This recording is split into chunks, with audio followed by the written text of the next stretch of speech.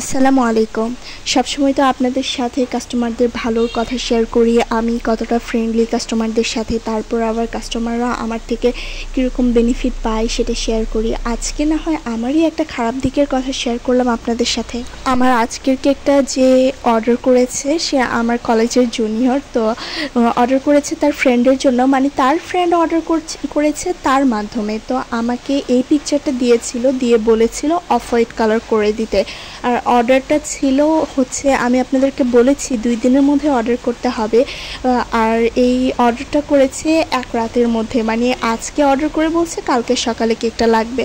তো আমার ভুলটা হয়েছে কি, আমার কাস্টমার আপুটা হচ্ছে কেকের কালারের কথা বলেছে অফ হোয়াইট কালার, কিন্তু আসলে আমার শুনতে ভুল হয়েছে যে বাটারফ্লাইগুলো কী কালার হবে, কারণ ওখানে যেই কালার কেক সেই কালারই বাটারফ্লাই দেওয়া আছে। তো এখানে বলেছিল আমাকে লিখতে যে ইটস এ গার্ল সিন্স 6, তো আমি ভেবেছিলাম যেহেতু মেয়ে তাই পিঙ্ক কালার বাটারফ্লাইটা দিলে মনে হয় ভালো লাগবে, তো আমি পিঙ্ক কালারটা দিয়েছিলাম।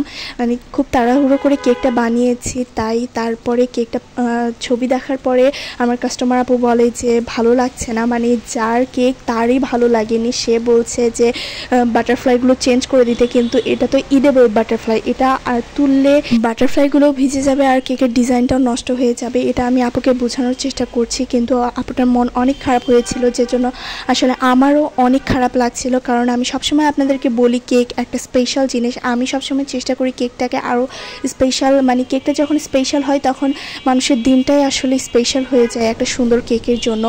আর আমার এই কেকের জন্য যে মানুষের মনটা খারাপ হয়ে যাবে এটা আমি কখনোই চাই না। তাই আপনাদের উদ্দেশ্যে একটাই কথা আমার বলার, যে আপনার কেক অর্ডার করলে একটু নিজেই আমাকে ডিটেলসগুলো বলবেন।